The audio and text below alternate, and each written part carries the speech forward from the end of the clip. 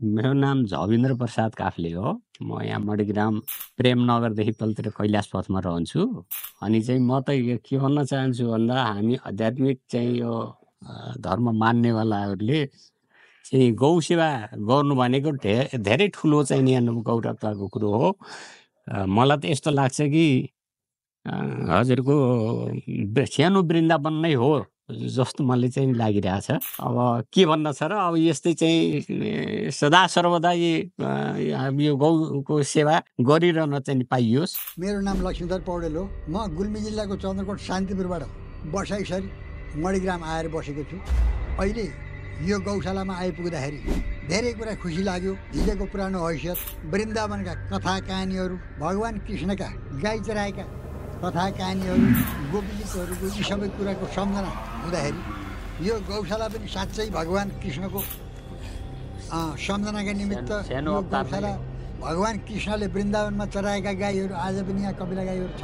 यो देख्दा साह्रै खुसी लाग्यो र समय समयमा आएर दर्शन गर्ने, गोबर गहत अथवा चाहिँ आवश्यक पर्दा घिउ पनि लाने गरिएको छु। र यो गौशालाको ठुलो श्रद्धा छ।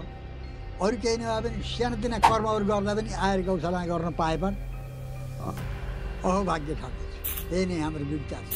यो सुरुवात हो। यो गौशाला उत्तरोत्तर प्रगति हुँदै जाओस्। हामीहरू सत्कार्य सत्कर्महरू यही गौशालामा आएर गर्न पाइयोस्, हाम्रो शुभकामना छ।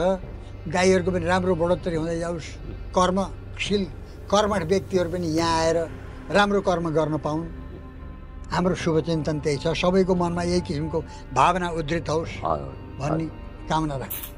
आज हाम्रो बुवा चाहिँ को चाहिँ तिथि निर्जला एकादशीको दिनमा परेको थियो। त्यसो हुँदा उपास नै त भोलि चाहिँ छ, उपास नै चाहिँ यो दिन। तर तिथि चाहिँ आज परेको हुँदा चाहिँ हामी चाहिँ गौशालामै गएर चाहिँ श्राद्ध तिथि गरौँ भनेर चाहिँ हामी आएका हौँ र यथाशक्ति गरियो पनि।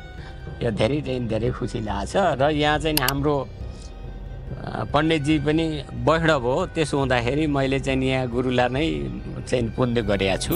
अरू चाहिँ ठिक छ। अब चाहिँ हाम्रो गौशाला चाहिँ सदा चाहिँ दिन प्रतिदिन चाहिँ अघि बढ्दै जाओस्, राम्रो चाहिँ होस्, प्रगति होस्। हजुर, धर्म रक्षति रक्षित। हामीले गौको रक्षा गऱ्यौँ भने धर्मको रक्षा हुन्छ भन्ने कुरा हिजो भगवान्ले भन्नुभएको भएर हामीलाई पनि त्यो आशा छ। र त्यही किसिम कर्म गर्दै जाऊँ भन्ने मानसिकता भएर यो कर्म गरिएको हो।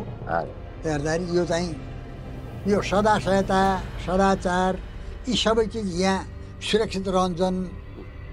गौ सेवा जस्तो राम्रो पवित्र काम हुँदै जाओस्, हाम्रो शुभकामना छ। धर्ममा आस्था राख्ने मान्छे नै हुनुपर्छ कि सेवक।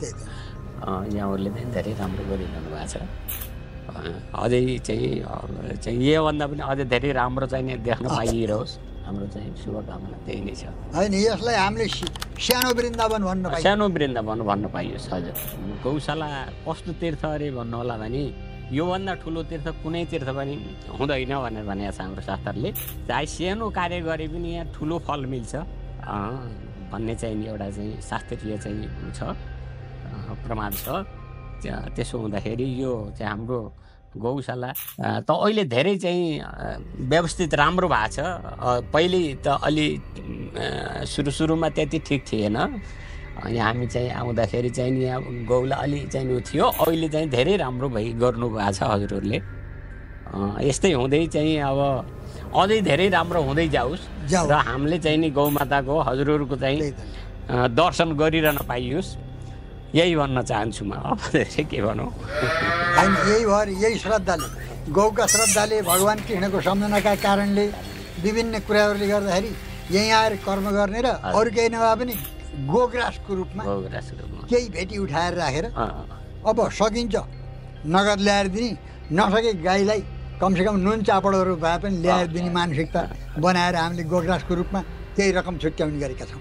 सदा भगवान राधाकृष्णको सम्झना, गोपीहरूको सम्झना, वृन्दावन महात्माको चाहिँ महिमा, यी सबै कुरा सम्झनाका निमित्त यो गौशाला पनि हाम्रा निमित्त त्यो सम्झने वातावरण बन्दै जाओस् भन्ने हाम्रो शुभकामना छ।